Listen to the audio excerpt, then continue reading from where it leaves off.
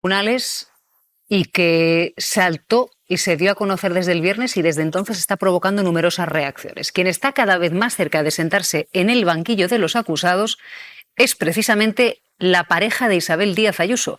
La Audiencia de Madrid ha confirmado el procesamiento de González Amador. Para llegar a un acuerdo con Fiscalía, el novio de Ayuso debe declararse culpable. Claro. O sea, no hay acuerdo si él no se declara culpable. La Fiscalía no declara culpable a nadie porque sí. En cambio, si hay un acuerdo entre González Amador y la Fiscalía es para que él se declare culpable a cambio de que se le condene a una pena de cárcel que en ningún caso implicaría su entrada en prisión. Estamos hablando de esto. Efectivamente, porque es que en esta causa del fraude fiscal el problema ya no es el fraude fiscal, es la falsedad documental. Le piden hasta 5 años de prisión, 3,5 la Fiscalía y 5 las acusaciones populares. Y en la falsedad documental son las famosas 15 facturas que para la agencia tributaria son falsas porque, digamos, atienden a pagos de servicios que no se hicieron y lo puede demostrar la agencia tributaria y la Fiscalía. Y yo creo que es ahí donde va a tener dificultades para llegar a un acuerdo, porque ya te digo que son hechos muy tasados lo de las facturas, porque el fraude fiscal efectivamente se llega a muchos acuerdos antes del juicio, se paga una multa, se condena a menos de 2 años. El problema ya está. es que si llega un acuerdo aquí, aunque llegue un acuerdo de menos de 2 años, como tiene lo otro pendiente, Sí. que es grave también, Sí. si ya le condenaran por el segundo delito, aunque fuera menos de 2 años, ya entraría en prisión. Claro, es que aquí hay 2 procesos. Uno por fraude fiscal y falsedad documental, que entiendo que podría llegar a un acuerdo en uno de los delitos, pero no en el otro, porque aquí lo gordo es la falsedad documental. Quiero decir, lo que dificulta el acuerdo es la falsedad documental. Esto es uno de los casos. Y el otro caso que tiene el novio de Ayuso es la corrupción. La Audiencia Provincial de Madrid tiene bastante, digamos, pendencia desde el punto de vista de los asuntos que resuelve. Normalmente, cuando llegas a este punto procedimental, se le da preferencia a las causas con preso, como es lógico, por derechos fundamentales. Y una causa como la de Alberto González Amador, pues a lo mejor estaríamos hablando entre 6 y 8 meses aproximadamente para fijar la fecha del juicio. A lo mejor nos llevamos una sorpresa y es antes. Pero bueno, la idea es 6 o 8 meses. Después lo que se resuelve el viernes, Silvia, son 2 autos fundamentales, trascendentales, porque confirman efectivamente el enjuiciamiento de Alberto González Amador. Le rechazan su recurso. Él recurrió efectivamente el auto de procesamiento e incluso pidió más diligencias. Y aquí hay un asunto interesante, Silvia, porque él pidió nuevas diligencias de testificales para justificar las famosas 15 facturas que, según la instructora, la Fiscalía y la Agencia Tributaria, son falsas, que vendrían, digamos, vinculadas a los 2 delitos de fraude fiscal, el de la falsedad documental. Él pidió nuevos testigos y pidió presentar un informe pericial tributario que la sección tercera de la Audiencia Provincial de Madrid considera extemporáneo y le dice: oye, usted ha tenido 1 año y medio para presentar estas pruebas, no lo ha hecho, ¿por qué quiere presentarlas ahora? Tanto la prueba testifical como este informe pericial, hágalo ya en el juicio.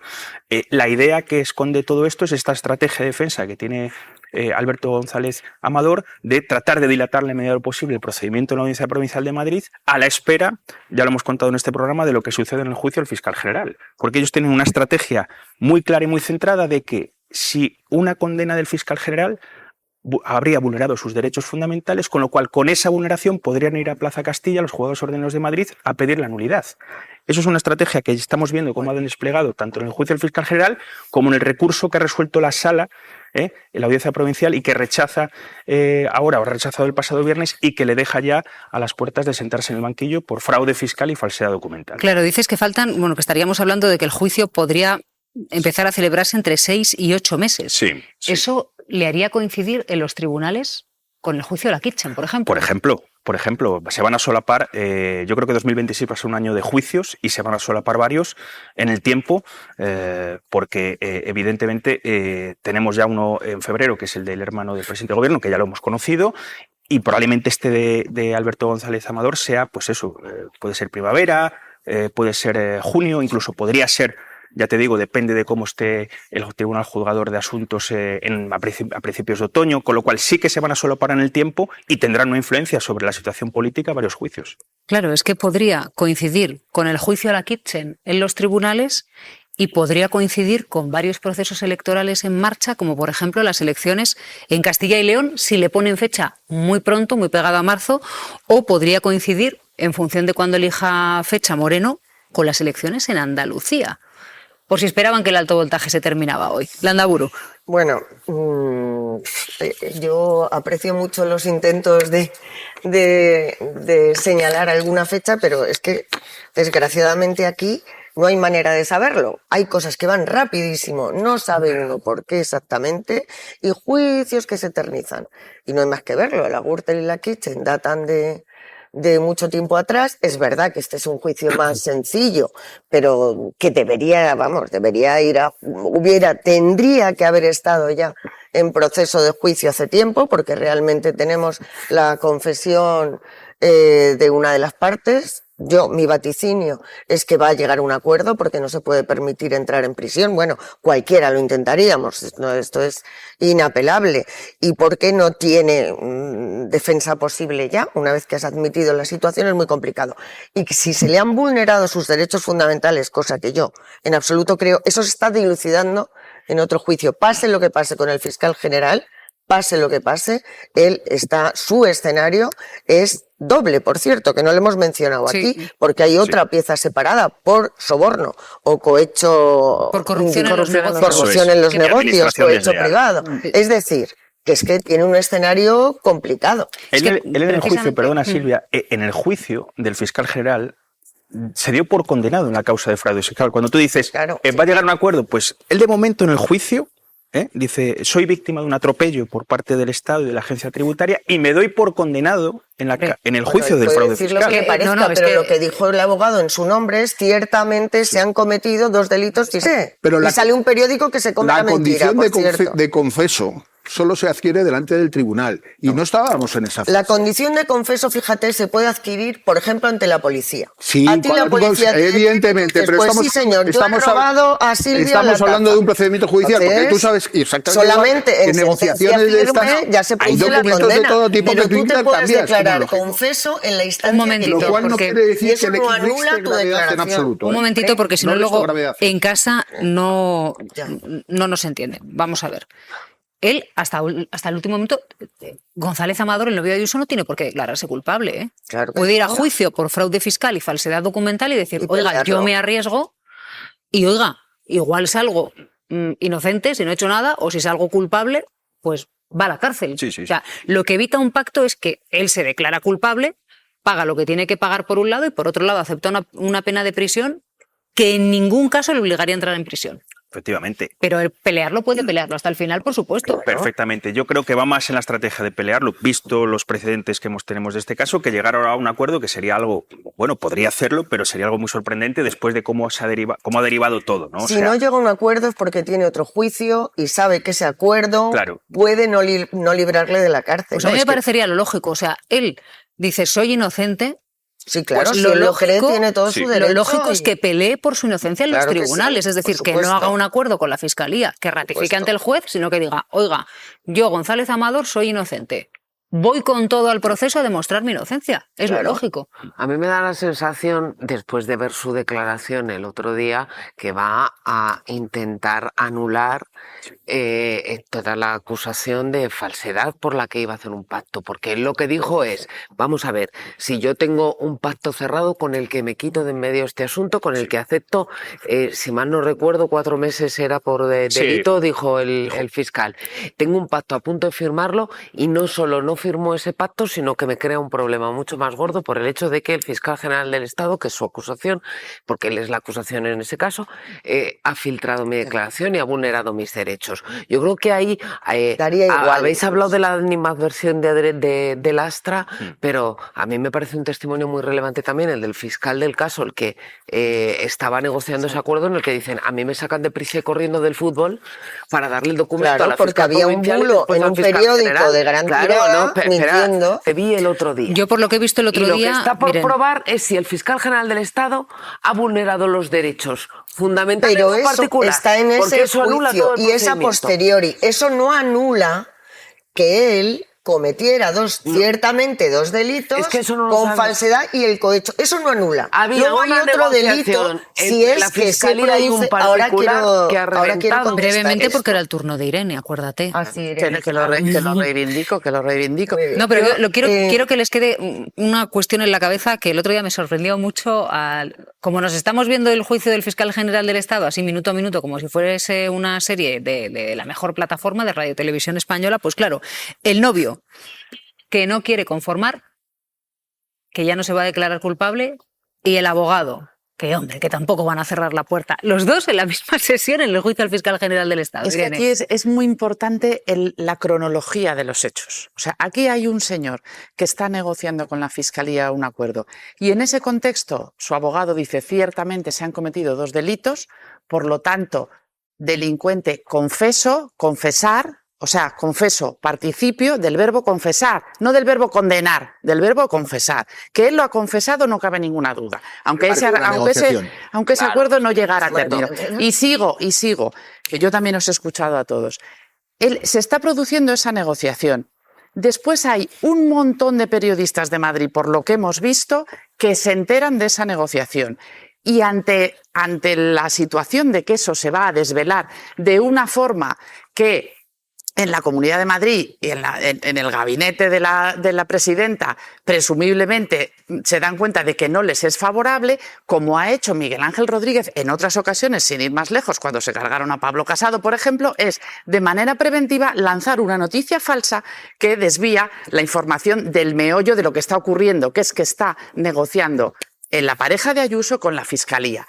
Por lo tanto, la posibilidad a estas alturas de que él llegue a un acuerdo, a mí me parece imposible, porque esa posibilidad la cegó Miguel Ángel Rodríguez el día en que él asumió eso como una cuestión política, y a partir de ese momento decidieron que era una conspiración de todas las instituciones del Estado contra Ayuso, porque entonces si ahora va y se declara culpable, entonces todo ese discurso entierra la capacidad política. Me estaba, mira, entreteniendo en la RAE, secreto, por si les cuadra la definición, cosa que cuidadosamente se mantiene oculta.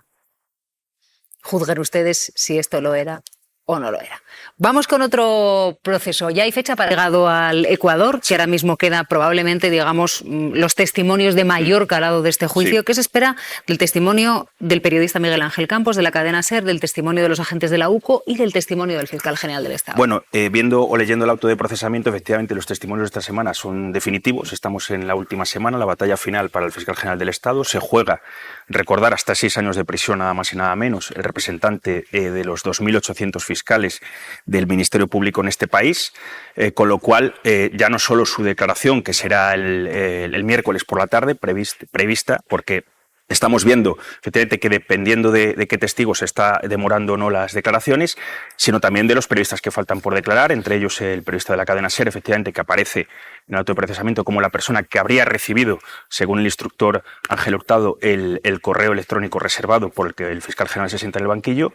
Y después, bueno, hay más declaraciones testificales, efectivamente, y la de los agentes también de la UCO, que elaboraron, entre otras cosas, el famoso informe de entrada y registro a su despacho, que es uno de los asuntos que en las cuestiones previas se ha definido como, o por parte, en este caso, de la defensa de García Ortiz, como un elemento por el cual se podrían haber vulnerado sus derechos. Es un elemento relevante que se verá en sentencia, ya lo dijo el tribunal, pero se va a ver también, ya te digo, a través de los peritos de la UCO en el juicio, qué tipo de análisis hicieron sobre esos correos incautados y sobre esa entrada y registro en su despacho. De momento, lo que han dicho los periodistas hasta ahora va a ratificar la declaración de Campos que Sí. escucharemos mañana, y es que ellos tenían el correo antes de que lo tuviese en sus manos el fiscal general del Estado, ¿no, Mateo? Efectivamente. Si hacemos una suerte de pronóstico deportivo, lo que hemos visto es que de los 20 testigos que han pasado la primera semana, aproximadamente hay 17 en diferentes, digamos, en diferente manera, digamos, que son testigos que no han ofrecido ninguna prueba de cargo contra el fiscal general, y 3, estaríamos hablando del querellante Alberto González Amador, Miguel Ángel Rodríguez, jefe de gabinete de Isabel Díaz Ayuso, y la fiscal superior de Madrid, Almudena Lastras, que sí que habrían apuntado directamente al fiscal general. Eso es lo que tenemos hasta la fecha. Ninguno de los 3, evidentemente, con ninguna prueba directa, o sea, con ningún elemento, indicio directo que se convierta en prueba de cargo. todos son indicios indirectos que veremos a ver si se consuman en prueba. Efectivamente, eso es lo que tenemos a día de hoy. Los periodistas que han declarado, efectivamente, al menos 2 o 3 han dicho claramente al tribunal que ellos bien tenían el correo electrónico minutos antes que lo recibiera el fiscal general, según hemos podido ver en la instrucción, o hasta 7 días antes, en el caso del periodista del diario.es, que decía que tenía en su poder ese correo y que no se publicó, pues porque con su fuente llegó al acuerdo de que no se hiciera. Hasta ahora los que sabíamos de Lastra era que apuntaba, ¿no?, la responsable de los fiscales de Madrid, que apuntaba directamente al fiscal general del Estado. Lo que se ha colado y se ha desvelado en este juicio es que ella sentía animadversión por Álvaro García Ortiz. Sí, efectivamente, ya lo habíamos visto en fase de instrucción y ya lo hemos contado aquí, Silvia. Lo que ha dejado claro el juicio o lo que ha evidenciado es las profundas diferencias profesionales y sobre todo personales en la Fiscalía de Madrid, ¿no? O sea, hemos escuchado declaraciones como la de Almudena Lastra, fiscal superior de Madrid, que no tiene ninguna relación con la fiscal jefe provincial. Estamos hablando de las 2 cabezas visibles de la Fiscalía de Madrid que desde que sucedieron estos hechos han hablado en 2 ocasiones y por teléfono fijo. O sea, eso ya os da una sensación de las, las diferencias que hay entre 2 personas que, como digo, dirigen el Ministerio Público en Madrid. Efectivamente, sobre Almudena Lastra se ha vertido la idea, efectivamente, que hay una animadversión personal hacia el fiscal general, que podría tener que ver con alguna serie de nombramientos dentro de la cúpula del Ministerio Público. Y después, bueno, la fiscal jefe provincial de Madrid, que llegó a estar imputada, Pilar Rodríguez, también ha dejado entrever o ha dejado claro al tribunal este hecho, ¿no? Que la declaración de Lastra, en la que recordar apuntaba que ella, cuando habló con el fiscal general la mañana del 14 de marzo, le dijo: Álvaro, ¿has sido tú el que has filtrado los correos? Ella... al reiterar esta declaración, que lo hizo en el juicio 2 o 3 veces, lo que está poniendo encima de la mesa es que ella pensaba, efectivamente, que había sido Álvaro García Ortiz el autor de la revelación, ¿no? Entonces, eso es verdad que se ha dicho en el juicio, pero en contra también han declarado Pilar Rodríguez, la fiscal jefe provincial de Madrid, y otros 2 fiscales más, diciendo que lo único que estaba haciendo el fiscal general en ese momento era recopilar información sobre la negociación que había en marcha entre el abogado de González Amador y la Fiscalía, para elaborar la famosa nota de prensa que, como bien sabéis, no forma parte del objeto del juicio. Pablo. No, yo creo que lo que no ha habido en el juicio son grandes sorpresas, salvo que si me voy a suicidar o me voy a ir de España, pero sí que quitamos esa frase, en fin, sorprendente dentro del juicio. Es lo que tenemos hasta ahora, y por eso yo creo que todo es hacer demasiadas conjeturas de cómo está yendo el juicio es un poco complicado. ¿Por qué? Porque hasta ahora lo que tenemos es que esta instrucción se ha validado para llevarla, se ha considerado suficiente por el tribunal, por la sala del Tribunal Supremo para llegar a juicio. Es verdad que con un voto discrepante, potente y de fondo, pero bueno, lo que tenemos es eso. Y ahora yo creo que vamos a esperar a esta semana esas declaraciones. A mí lo más delicado creo que va a ser cómo explica la UCO, cómo se explica ese registro de 10 horas de los despachos de nada menos que del fiscal general del Estado y de la fiscal superior de Madrid, que creo que realmente que para un delito de revelación de secretos sea quizá exagerado. Pero bueno, es cierto que eso incluso también está validado por la sala, y por eso ha llegado a instrucción, y vamos a ver cómo funcionan ahora, a partir de ahora, las cosas. Bueno, a solo un día, 2 días de la declaración del fiscal general del Estado, el Gobierno sigue manteniendo su apoyo a García Ortiz. Daría, él dice que es inocente, ha dicho el presidente del Gobierno. Sí, desde el Gobierno reiteran su confianza en el fiscal, creen que es inocente y así lo ha asegurado el mismo presidente del Gobierno, Pedro Sánchez, en una entrevista en El País en la que dice cree en su inocencia y más aún tras lo visto y escuchado en las últimas sesiones del juicio al fiscal. Asegura que siempre han defendido al fiscal con argumentos y razones, por lo que creen desde Moncloa que no hay ningún motivo por el que García Ortiz tenga que dimitir, tenga que dejar su cargo. La verdad se acabará imponiendo, ha dicho textualmente Pedro Sánchez, y esa verdad, dice el presidente, es que el fiscal es inocente. Feijóo insiste en que el listón ético del Partido Socialista, dice, está en el subsuelo, Olivia.